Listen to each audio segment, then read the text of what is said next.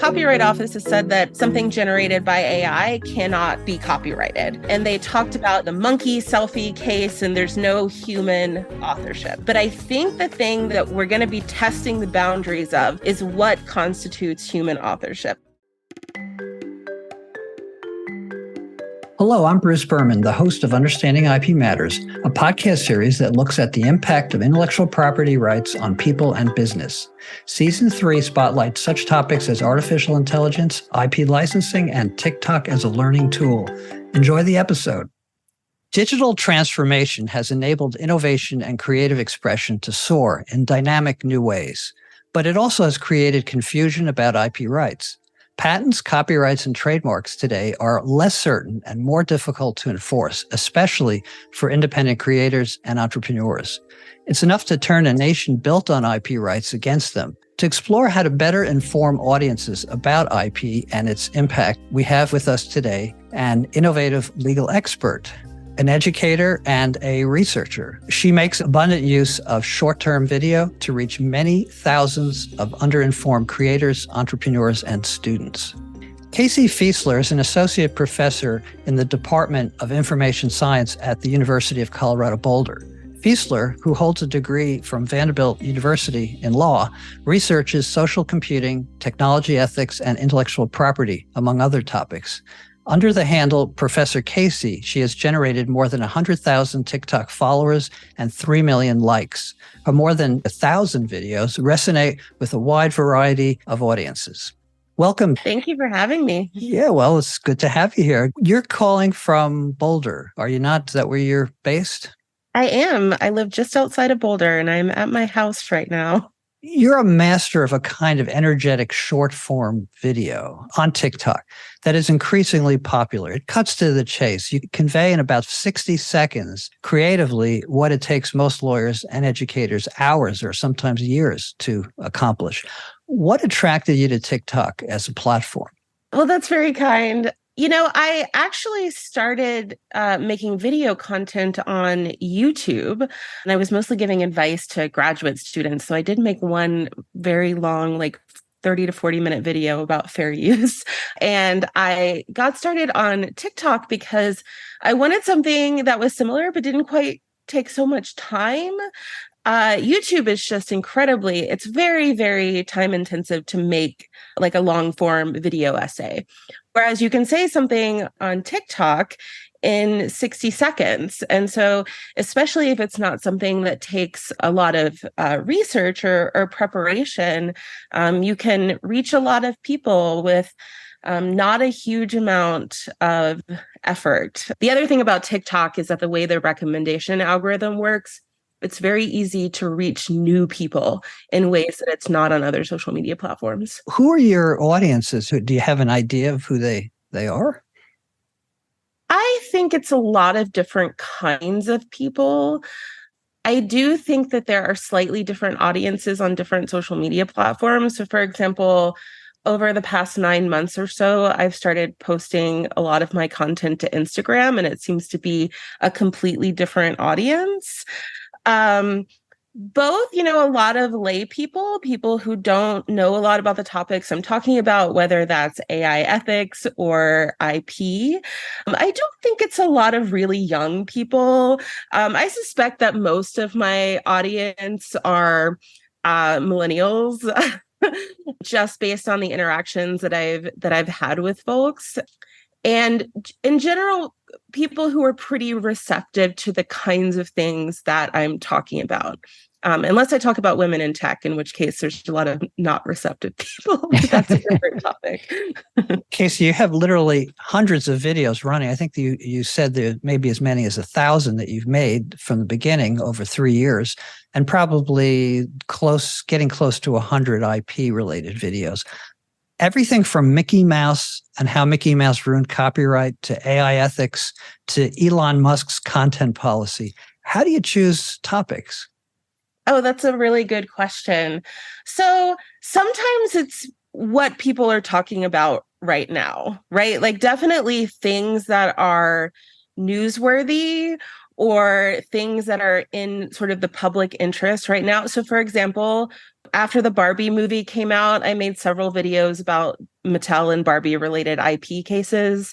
I made a video about Orly LaBelle's book about Barbie versus Bratz lawsuit. That was really interesting. Or of course, the things that are happening with Elon Musk, it tends to be things that are in the news right now. Though I also have this sort of like backlog of things that I just think are interesting to talk about, and something will occur to me and, oh, I've never made a video about that. Or sometimes it will be because of content that I see on TikTok. For example, a couple of years ago, I had several videos about trademark genericide go really viral on TikTok. And it started because I stitched a video of someone who works at Lego, or someone who was a Lego expert or something like that, explaining why you do not call these Legos. You call them Lego bricks.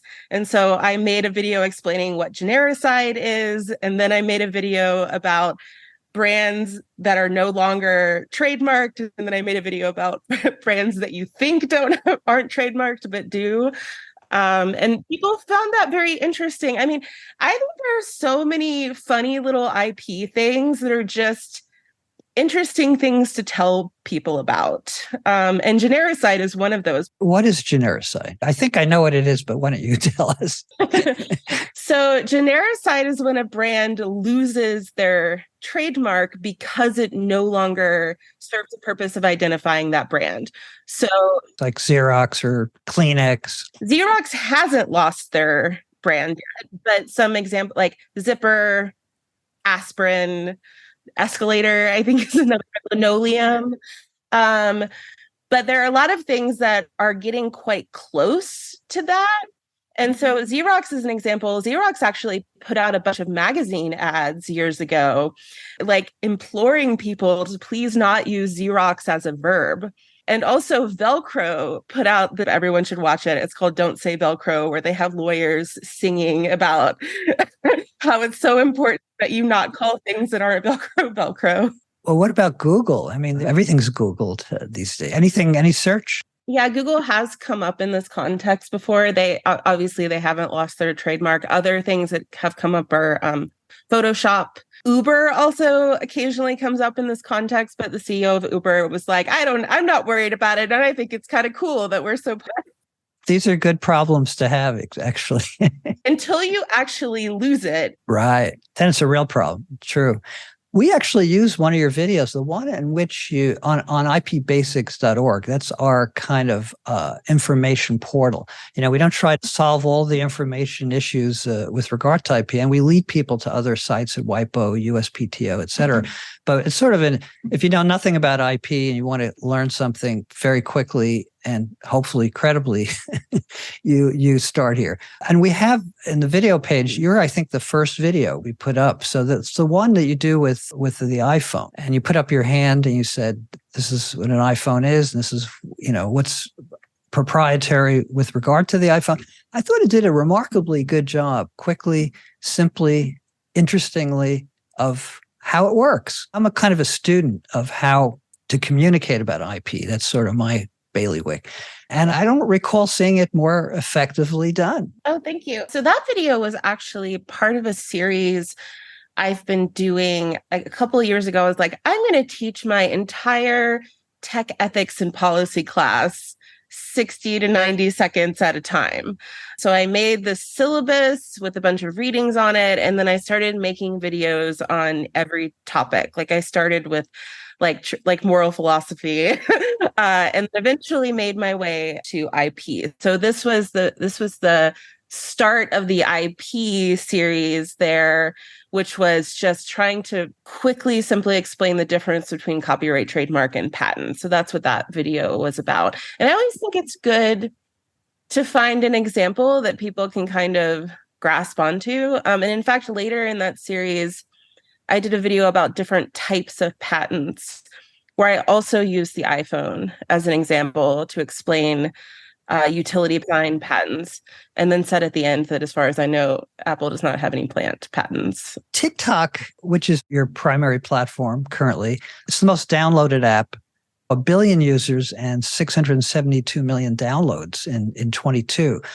The USPTO, WIPO, IPO, they provide useful content, but either little of it matters to creators and young entrepreneurs, or they aren't finding what they need. Why does your content appear to resonate? Others, perhaps less so. I don't know if I have a good answer to that.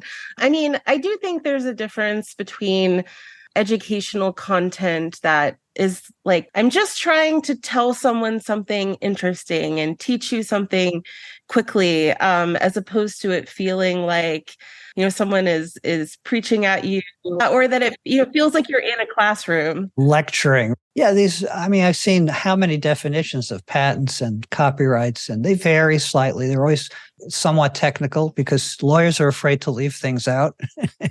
So I don't have that problem, right? Like, I do worry about missing some nuance or that sort of thing. And I've occasionally had lawyers comment on my videos, and I don't think I've ever had anyone tell me I was wrong.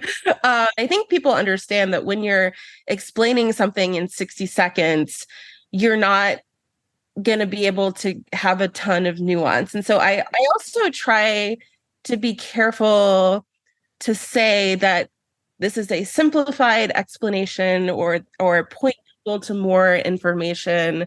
I want to be very careful not to give incorrect information. And so that's what takes me time now, is like verifying that what I'm saying is really, it's accurate. Yeah. Yeah. Did you ever practice, or? I did not practice law. I went straight from law school to my PhD. I did pass the bar, but I'm not licensed anywhere. Your PhD is in human-centered computing. Oh, interesting. My dissertation was about fair use in online communities. The state of Montana, as I'm sure you know, they voted to ban TikTok. I think that goes into effect in January. Do you think other states will start to do this? And what do you think the overall impact will be? I think that it's going to be exceptionally hard to enforce. I also think that there are legal challenges, constitutional challenges that could be that could work.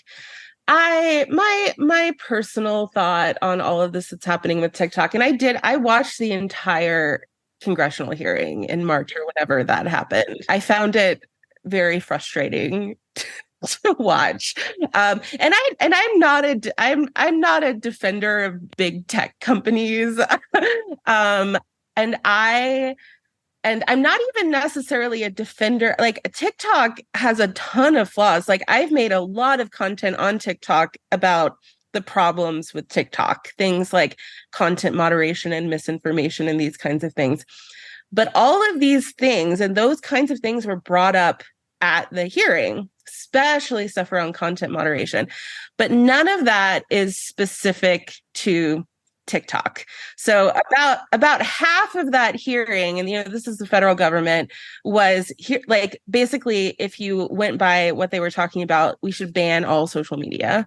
And half of it was about China, which I think is a different kind of issue. And I don't claim to be an expert on national security, but I just think that if you are going to especially if you're going to ban something outright, you have to be able to contextualize the harms within the benefits of something.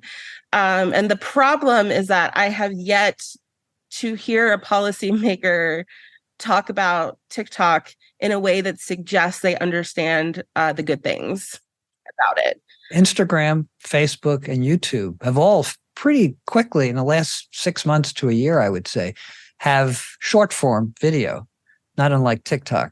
Can they achieve what TikTok has in terms of reach and popularity, or are they just wannabes?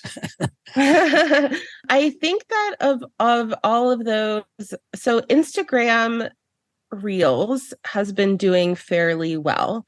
I mentioned earlier that I have grown an audience on Instagram now. I have, I think, like almost 30,000 followers on Instagram. And most of those followers are coming from Reels, because similar to how I mentioned the recommendation system on TikTok, that's how new people find you. So that's definitely growing, though I will say they have sort of stopped their monetization program for Reels, which makes me wonder, how that's going to impact their growth there. I've also recently started a Facebook page. And the reason was because, I especially have been making a lot of content about AI ethics recently. And someone said to me, that like, I love your videos on TikTok that you're making about this stuff, but the person that I wish was watching them is my dad. And he's not going to be on TikTok. And I was like, well, I know where people's dads are. Right. They're on Facebook. My Facebook page has not been growing. And I don't know what that means. And YouTube, of course, has the best monetization scheme for creators. You can make the most money from YouTube. But their short form video is capped at a minute, which I think is challenging for educational content. Do you monetize on TikTok what you're doing, or is it just basically an academic service? So my philosophy on monetization is that I never want the people watching to pay me. Right. So I'm not going to do subscriptions. I'm not going to, I'm not asking you can send gifts and tips. And I want to put my content out there for free, but I am more than happy to make money from the platforms that are making money from my content. So my YouTube channel is monetized, and TikTok. I was in the TikTok Creator Fund, and over 2.5 years or something, I think I made $500. I'm now in TikTok just has a new type of creator fund. It's called the Creativity Program.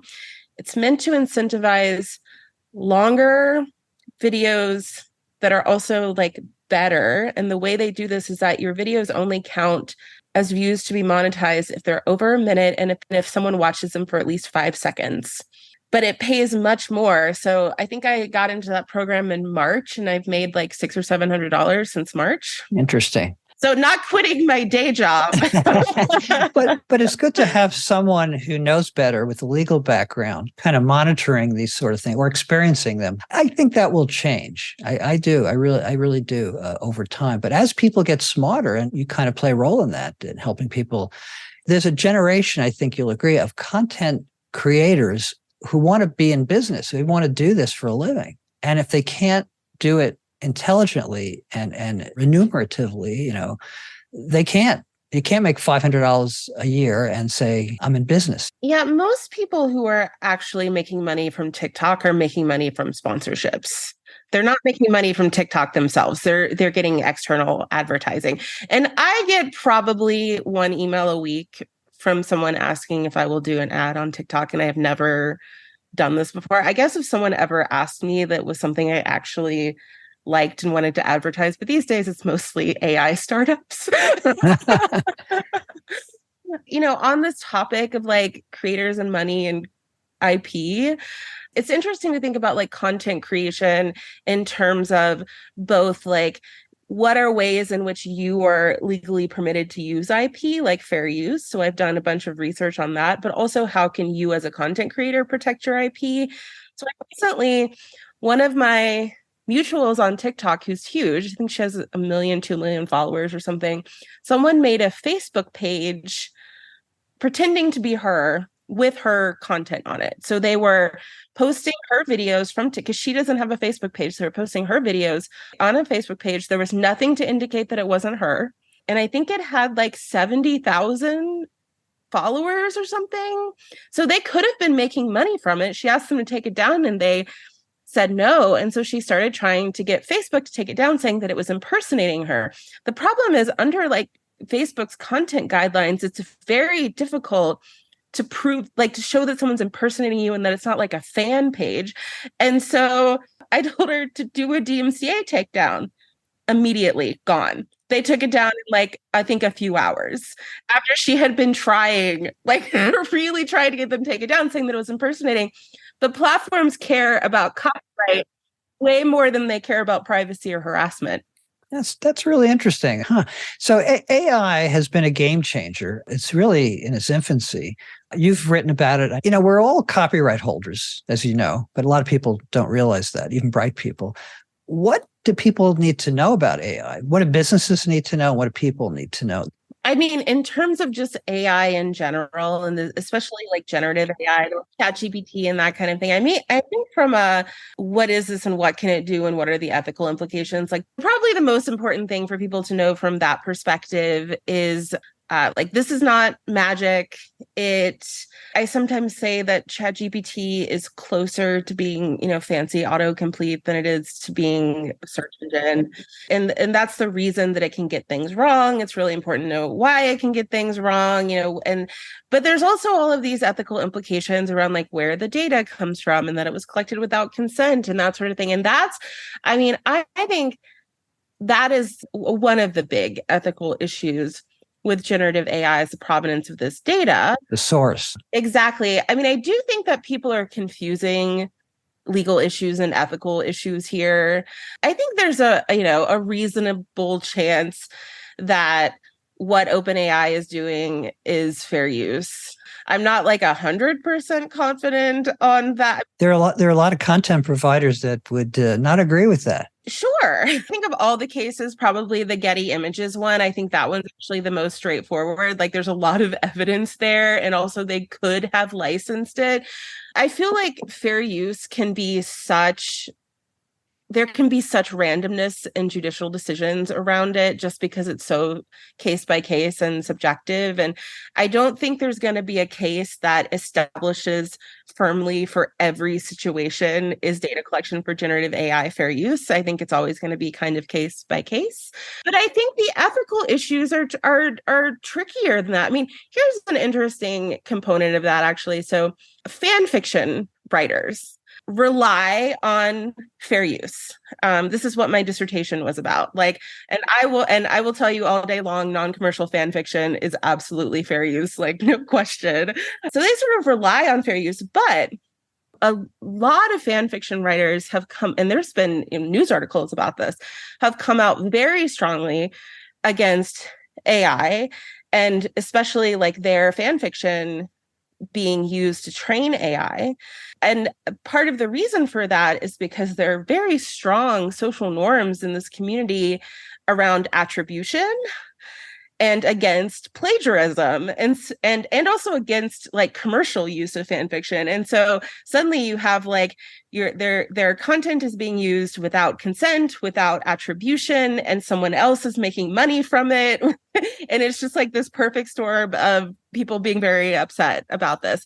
But it's not because they're thinking about the legality. It's an ethical and a normative issue. Mm-hmm. Well, I think that good behavior with regard to IP rights is enormously important.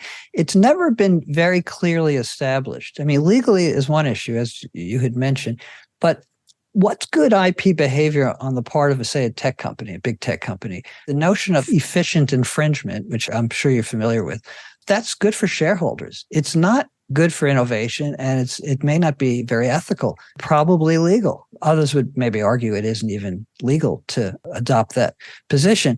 And on the part of consumers, what's good behavior? I mean, with file sharing and other things, they participate in this. There's no real role models. That's interesting. I mean, one of the things that I've found from my research over the years is that a lot of people are also thinking about more like have these ethical heuristics around IP as opposed to legal ones. Like and this was 10 years ago now, but when I was interviewing people about fair use, I would hear things like, well, there's a big difference between, downloading a song from this like big artist or like downloading a song from this indie artist. The big artists can afford it, right? Yeah. Or like, well, I'm going to download Doctor Who because it doesn't come out in the United States for another 6 months, and otherwise I'll get spoiled. But once it's out, I'll buy the DVD, like it have these sort of like ethical feelings about it that don't necessarily track to the law.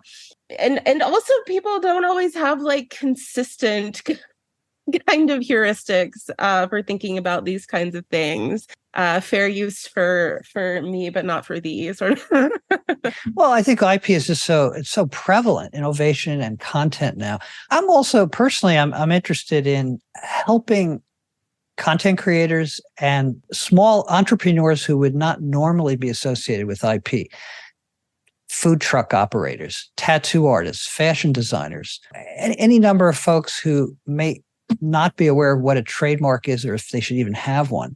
I think increasingly they need to be aware. A lot of lawyers jump on this and say, oh, you need a patent right away. And they don't, very often. May not need a trademark either. But they need to be thinking along those lines. Sometimes IP education scares me a little bit because a lot of especially in sort of early internet days when especially the music industry was really freaking out over downloading and stuff. Napster, yeah. I'm thinking of I don't know, do you remember that video, Don't Copy That Floppy? That I don't remember. Another thing to look up on YouTube. It's a rap. It's amazing. But a lot of IP education was don't steal it. It's just it wasn't teaching you what IP is and what copyright is and why it was just I agree totally. Yeah. On DVDs was the Department of Justice. I forgot the URL, but it took you to the DOJ website, on a DVD at the beginning, and it basically told you what they're going to do to you if you download this illegally or copy it. That does very little good. First of all, who except crazy people like us will click on that URL? No one does. And secondly, it's not a way to teach people or help them understand why copyright is important, especially in the US, I mentioned again, my dissertation was about fair use. I have actually a paper that's going to be published very soon that's about inappropriate copyright takedowns. And it's about people who experience content ID takedowns on YouTube for content that is clearly fair use because it's automated. And there's lots of reasons why YouTube makes that decision. But I think it's important that people understand, we educate people about fair use as well, so that they understand what their rights are to use content. And so you have to contextualize all these kinds of things together. I mean, my YouTube video about fair use got a content ID claim, which is funny. But also I recently put a video on YouTube about how to use TikTok as an academic and as an educator. So I included some TikToks in it. So it is currently sitting waiting for I got hit for 3 different songs. Interesting. Because it had 10 seconds, of a song because it was in the background of a TikTok.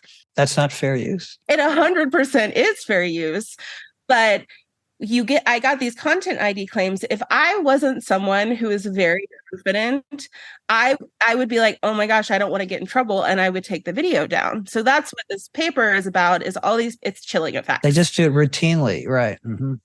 Yeah. So I think it's important that we educate people on sort of all of these aspects of things, because there's also a huge power imbalance here. Universal Music can send DMCA takedowns all day long, but for a YouTuber with 1,000 followers, what are they going to do? Hire a lawyer? Informed creators and entrepreneurs, folks who wouldn't normally be aware or care about, say, patents. All they know is the pharma companies make a lot of money and they have patents, and patent trolls are all over the place. Informing them, educating them about how patents affect them and their business or their world, I think is useful. I think it creates a general higher level of respect for IP, which has really kind of dissolved, especially since the American Invents Act. It seems there's a general dismissiveness towards IP. I'm not as well versed on patents and this side of things. I think some of the pushback, I do see a lot of pushback against copyright and trademark, and I think part of that, well, some of it I think is some sort of general pushback against capitalism. But I think for copyright in particular, it's because people are seeing a lot of this very overreaching, kind of stuff. Like you mentioned, my video about Mickey Mouse earlier, and copyright lasts way too long. It just does. There is no need for copyright terms to be as long as they are. And even, and the degree to which some very large copyright owners are protecting their copyright, people are seeing as ridiculous. So some of it is like overreaching and getting some pushback. And that causes, I think, these kinds of like overall then like, oh, this is bad. And no, it's not, obviously like copyright is not bad, IP is not bad, but sometimes people are seeing these examples.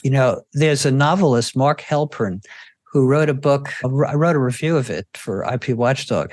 But basically, he says copyright should last ad infinitum, like trademark, that it's a right, it's a property right. Your heirs should have access to it. He makes some interesting arguments. There's a lot of ways of thinking about IP, but innovation is so exploded and content that it's hard to keep track of it. But I think we have the technology to do it if we wanted to, and if companies chose to. They may not. Name, image, likeness, NIL, they call it today. That's since the SCOTUS decision on NCAA, where student athletes are allowed to earn income on their likeness and name. Have you a position or a thought about these things? I don't know that I have really strong thoughts on that particular issue. I mean, in general, I think that there should be appropriate ways for people to profit from their labor. And like I said, there's often this sort of power imbalance. And so I actually think that a lot of people agree with that. That's something like, a college football player, shouldn't be exploited by, their university. And similarly, like these small content creators, it's very important that we protect them. And so I think that especially IP measures that would actually like apply similarly to people with less power as it does to these giant corporations is very good. But part of the problem is that sometimes very large copyright holders have the ability to protect things in ways that small content creators don't. Mm-hmm. Casey, you did an excellent job on a post that I recall. It was sort of on a check the box kind of licensing agreements, especially as they're presented on the internet, because you're not even getting any hard copy, and you're seeing all this pages and pages of information. What was the motivation to do that, and what was the reaction to it? I've made a few different videos about copyright licenses in terms of service. Years ago, I did a research project about this where I analyzed what the copyright terms were on a large number of like user-generated content sites, and that also surveyed people about what they thought they were. And one of the things that came out of that project was that clearly these things are not meant to be read or understood.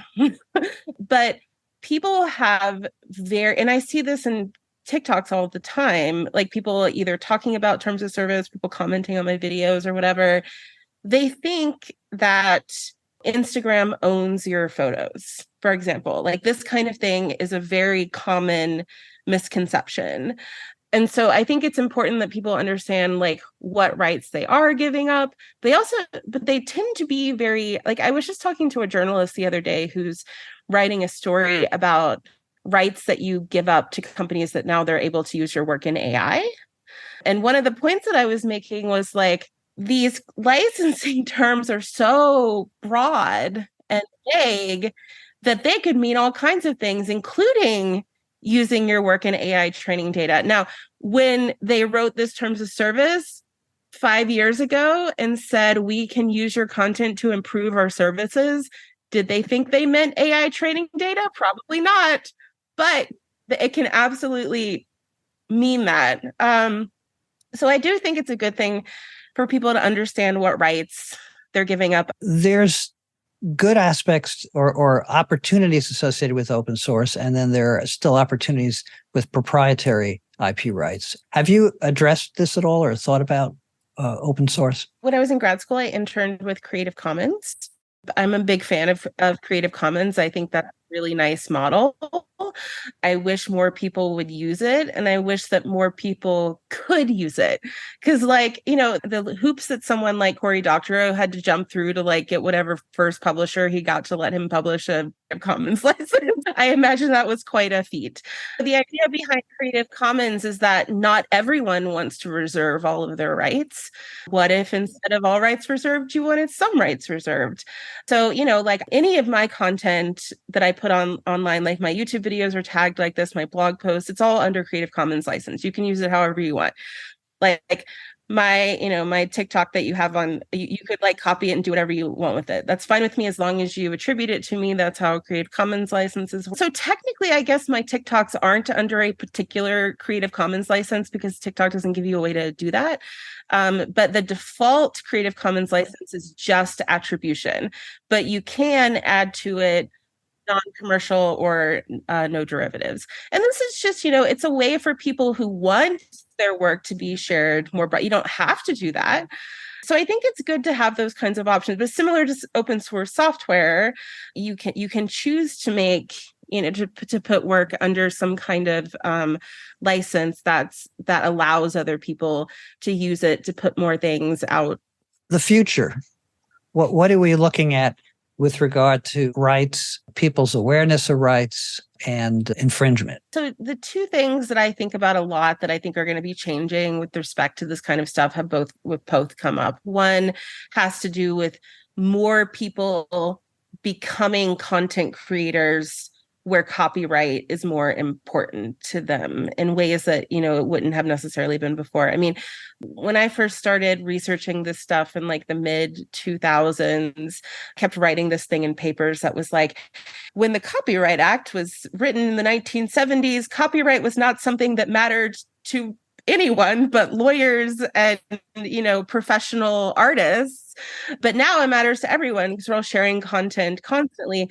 But now we actually have this kind of thing in the middle, which is like people who are copyright is more important to more people now, I think is the big thing.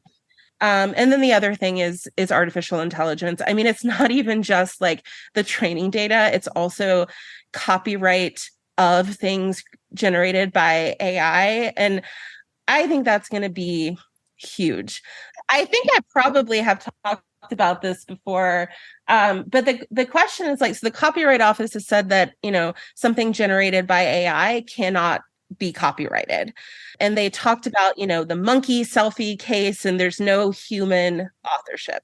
But I think the thing that we're going to be testing the boundaries of is what constitutes human authorship.